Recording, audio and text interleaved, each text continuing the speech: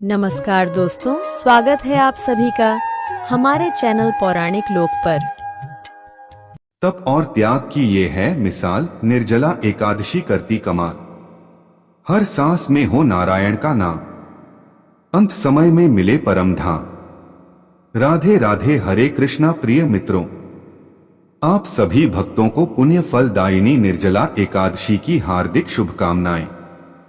मनुष्य को जीवन के मोहजाल से मुक्त कराने वाली एकादशी तिथि सनातन धर्म में अत्यंत महत्वपूर्ण मानी जाती है और उन सभी एकादशियों में भी निर्जला एकादशी को सबसे श्रेष्ठ, पुण्यदायी और फलदायक माना गया है। यह व्रत सिर्फ जल ही नहीं अपितु समस्त इंद्रिय सुखों का त्याग कर भक्ति, तप और श्रद्धा से भगवान विष्णु को अर्पित किया जाता है। यह व्रत इतना कठिन होता है कि इसे भीमसेनी एकादशी भी कहा जाता है, क्योंकि स्वयं महाबली भीमसेन ने इस एकादशी व्रत को रखने की प्रतिज्ञा ली थी। प्रत्येक वर्ष ज्येष्ठ मास के शुक्ल पक्ष की एकादशी को निर्जला एकादशी का व्रत किया जाता है। इस दिन अन्न जल कुछ भी ग्रहण नहीं किया जाता, इसलिए इसे अति कठोर व्रत माना गया है। शास्त्रों में इसे मोक्ष देने वाली एकादशी कहा जाता है। निर्जला एकादशी के दिन व्रत रखने, गंगा स्नान करने और दान पुण्य करने का विशेष महत्व होता है।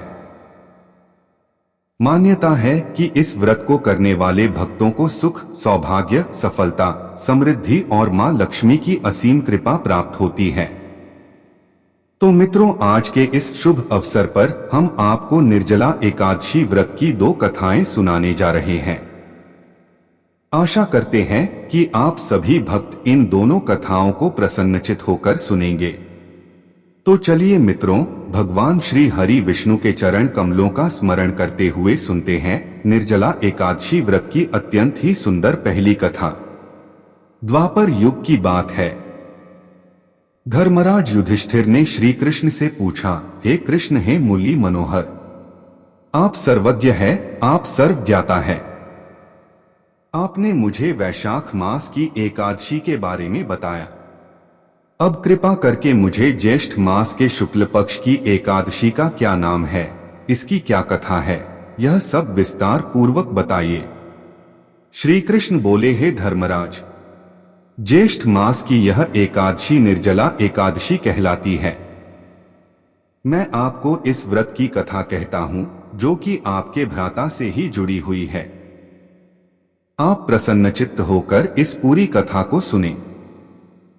एक बार की बात है जब महर्षि वेदव्यास जी पांडवों को धर्म, अर्थ, काम और मोक्ष की प्राप्ति हेतु एकादशी व्रत का महात्म्य समझा रहे थे। वे बता रहे थे कि भगवान विष्णु की कृपा पाने का सर्वोत्तम मार्ग एकादशी व्रत है।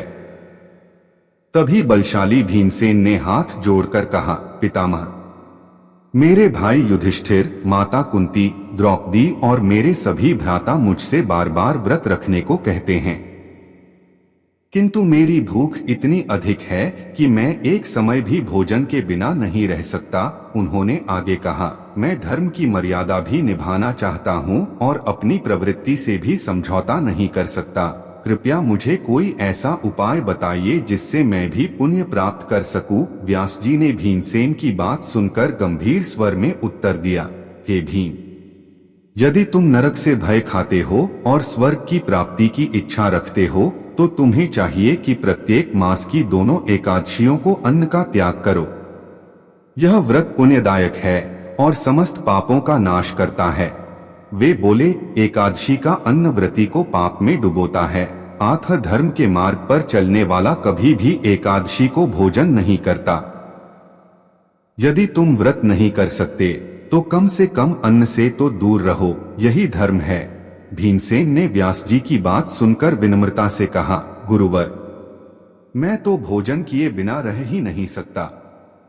मेरे पेट में वृक नाम की अग्नि निवास करती है, जो अत्यंत प्रचंड है और बिना अन्न के कभी शांत नहीं होती। उन्होंने आगे कहा, मैं धर्म का पालन करना चाहता हूँ, पर मेरी प्रकृति मुझे हर दिन भोजन करने के लिए बाध्य करती है। यदि ऐसा कोई व्रत हो जिसे मुझे वर्ष में केवल एक बार करना पड़े और उससे मुझे सभी एकादशियों के बराबर पुण्य और स्वर्ग की प्राप्ति हो जाए, तो कृपया मुझे उसका उपदेश दीजिए। व्यास जी ने भीमसेन की जिज्ञासा सुनकर कहा, हे भीम, वृषभ और मिथुन संक्रांति के बीच जो ज्येष्ठ शुक्ल पक्ष की एकादशी आती है, वह निर्जला एकादशी कहलाती है। यह व्रत समस्त एकादशियों में सर्वश्रेष्ठ और अत्यंत पुण्यदायक है। उन्होंने समझाया, इस दिन केवल स्नान और आचमन की अनुमति होती है, परंतु इसके अतिरिक्त जल का कोई भी सेवन वर्जित होता है। यदि कोई व्यक्ति इस दिन सूर्योदय से द्वादशी तिथि तक पूर्ण रूप से निराहार और निर्जल रहकर व्रत करता है, तो उसे पूरे वर्ष की सभी 24 एकादशियों का फल प्राप्त होता है। द्वादशी को प्रातः स्नान कर ब्राह्मणों को दान देना चाहिए, फिर भूखे जीव जंतुओं को भोजन कराकर स्वयं भोजन करना चाहिए। व्यास जी ने यह भी कहा, इस दिन यदि भूलवश भी कोई अन्न या जल ग्रहण कर ले तो उसका व्रत निष्फल हो जाता है। व्यास जी ने आगे कहा, हे भीम, यह बात मुझे स्वयं भगवान श्रीहरि ने बताई है, अतः इसमें कोई संदेह नहीं। निर्जला एकादशी का पुण्य समस्त तीर्थ यात्राओं, व्रतों और दान पुण्यों से भी अधिक होता है। जो व्यक्ति केवल एक दिन पूरे नियम पूर्वक निर्जल रहकर यह व्रत करता है, वह समस्त पापों से मुक्त हो जाता है। उन्होंने कहा, जो इस व्रत को श्रद्धा और निष्ठा से करते हैं, उनके अंत समय पर यमदूत नहीं आते, बल्कि भगवान विष्णु के पार्षद स्वयं पुष्पक विमान में आकर उस आत्मा को अपने साथ स्वर्गलोक ले जाते हैं। व्यास जी ने भीमसेन से कहा कि यह व्रत कठिन अवश्य है, पर इसका फल अपार और अद्भुत है, अतः तुम्हें इस व्रत को अवश्य करना चाहिए। व्यास जी की आज्ञा और उपदेश को स्वीकार करते हुए भीमसेन ने वर्ष में एक बार आने वाली इस कठोर व्रती निर्जला एकादशी को पूरी श्रद्धा और नियम पूर्वक करने का संकल्प किया। जब भीमसेन ने अगली सुबह निर्जला एकादशी का व्रत किया, तब वह दिन अत्यंत गर्मी और तेज धूप से भरा हुआ था। सूरज उगते ही भीमसेन ने स्नान कर, आचमन कर संकल्प लिया कि वे आज अन्न और जल का पूरी तरह त्याग करेंगे। जैसे जैसे दिन चढ़ता गया, भीमसेन की भूख और प्यास तीव्र होती गई। शरीर से पसीना बहने लगा, गला सूखने लगा और आंखों के सामने अंधेरा छाने लगा। मगर उन्होंने भगवान श्रीहरि का स्मरण करते हुए अपने व्रत को नहीं तोड़ा। दोपहर के समय जब वह गंगा तट पर बैठे थे, उनकी चेतना मंद होने लगी। तभी एक दिव्य घटना घटी। भीमसेन ने देखा कि आकाश से एक दिव्य प्रकाश उतरा और उसमें स्वयं भगवान विष्णु अपने पार्षदों सहित प्रकट हुए।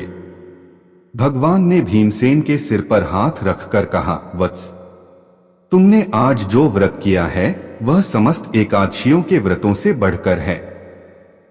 तुमने अपने स्वभाव के विरुद्ध जाकर अन्नजल का त्याग किया है, यह तुम्हारी महान तपस्या है।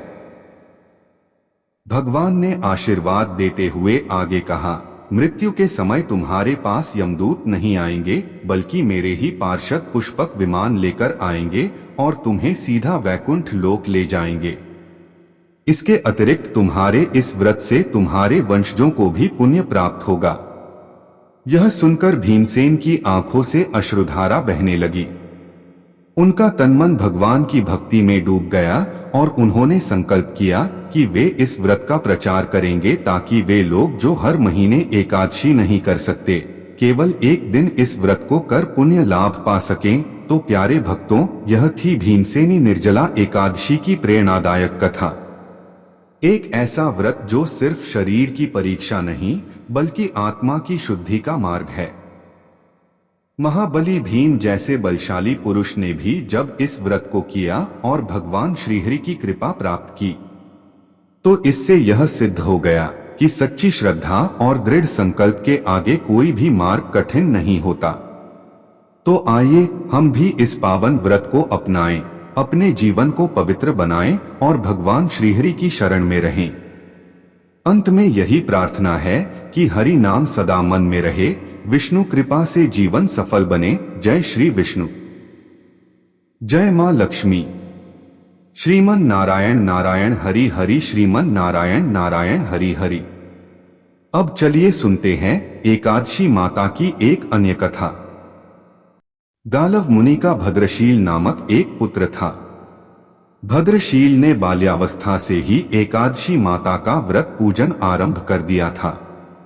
भद्रशील सच्ची श्रद्धा और निष्ठा भाव से पूरे दिन एकादशी का व्रत करते और कथा सुनते।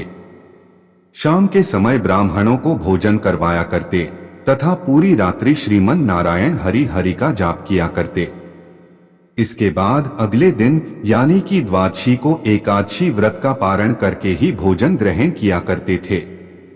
गालव मुनि ने अपने पुत्र को इतना कठिन पूजा पाठ करने से कभी नहीं रोका, लेकिन एक दिन बाल्यावस्था में पूरे दिन उपवास करने के कारण भद्रशील का स्वास्थ्य बिगड़ने लगा और वो बेहोश होकर भूमि पर गिर पड़े। जब गालव मुनि को इस बात का पता चला तो वो तुरंत ही अपने पुत्र से मिलने पहुंचे। अपने पुत्र की ऐसी दशा देखकर मुनि को बहुत ही पीड़ा हो रही थी।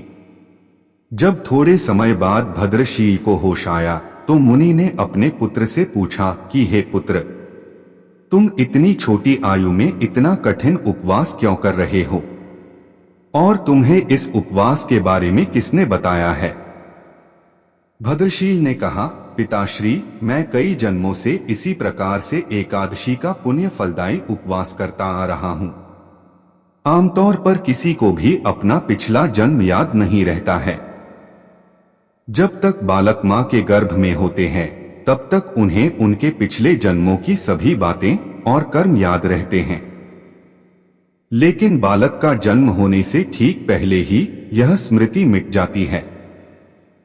परंतु भद्रशील को अपने पिछले जन्म की याद उस वर्तमान काल में भी थी और इसका कारण थी यह एकादशी व्रत की शक्ति जिसका भद्रशील पालन किया करते थे।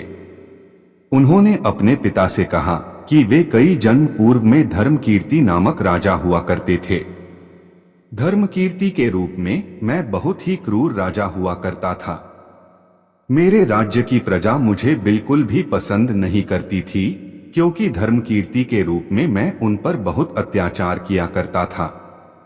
जीवन में ऐसा कोई पाप नहीं बचा था जो मैंने ना किया हो और इसी प्रकार से मेरा जीवन व्यतीत हो रहा था।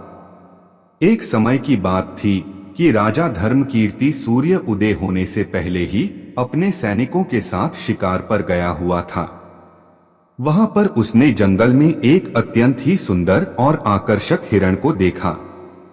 राजा को वो हिरण बहुत ही मोहित कर रहा था और वो हिरण अब किसी भी कीमत पर राजा को चाहिए था। राजा ने उस हिरण को पकड़ने के लिए अपने सैनिकों को उसके पीछे भेजा और उसको चारों ओर से घेरने के लिए कहा। राजा ने जब देखा कि वो हिरण भागने की कोशिश कर रहा है तो धर्मकीर्ति ने कहा कि जो भी सैनिक हिरण को भागने देगा उसका पूरा परिवार मार डाला जाएगा। जब उस हिरण ने यह सुना तो सोचने लगा कि बेचारे सैनिक, अगर मैं किसी भी सैनिक के पास से भागा तो इनके परिवार को यह दुष्ट राजा अवश्य ही मार देगा और मैं नहीं चाहता कि मेरे कारण किसी भी निर्दोष प्राणी का अहित हो। इसलिए हिरण किसी सैनिक के पास से भागने के बजाय राजा के पास से निकल भागा। यह सब देखकर अब तो राजा ने अकेले ही हिरण का पीछा करना शुरू कर दिया और अंत में खुद को एक घने जंगल के बीच में पाया। सूर्यास्त होने के कारण राजा उस घने जंगल के अंदर फंस गया और अब राजा को हिरण कहीं भी दिखाई नहीं दे रहा था। वहां से बाहर आने के लिए राजा दिन भर उस घने जंगल में रास्ता खोजता रहा, परंतु रात्रि होने के कारण उसे कुछ भी समझ नहीं आ रहा था। इसलिए राजा ने एक पेड़ के नीचे ही रात बिताने की योजना बनाई। सुबह महल से जल्दी निकलने के कारण उसने पूरे दिन में कुछ भी नहीं खाया था और क्योंकि उसे चारों ओर से खतरनाक जानवरों के गुर्राने की आवाज सुनाई दे रही थी, इसलिए वह सो नहीं पा रहा था। राजा को अब अपने जीवन पर संकट दिखाई दे रहा था। डर के कारण राजा ने श्री हरि विष्णु से प्रार्थना करना शुरू कर दिया। और रात भर श्रीमन नारायण हरि का जाप करता रहा। उसके दुष्ट कर्मों के कारण सुबह होते ही उसकी मृत्यु हो गई। यमदूत आए और उसे यमराज के पास ले गए। जब यमराज ने पूछा, तुम लोग इन्हें यहाँ क्यों लाए हो? इनका स्थान वैकुंठ में भगवान महाविष्णु के परम धाम में है। तब यमदूतों ने कहा, लेकिन महाराज, यह तो महापापी है। इसने जीवन भर अनेकों पाप किए हैं। इसे तो कठोर से कठोर दंड मिलना चाहिए। यह सब सुनकर यमराज बोले, नहीं, इसके जो भी पाप कर्म थे वह सब चले गए हैं। ये अब पवित्र हैं, क्योंकि जिस दिन उनकी मृत्यु हुई वह एकादशी की परम फलदायी तिथि थी।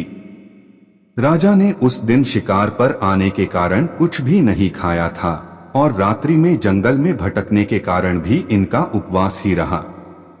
इस प्रकार से राजा ने दिन भर उपवास किया और रात में जागते हुए श्री हरि का स्मरण किया।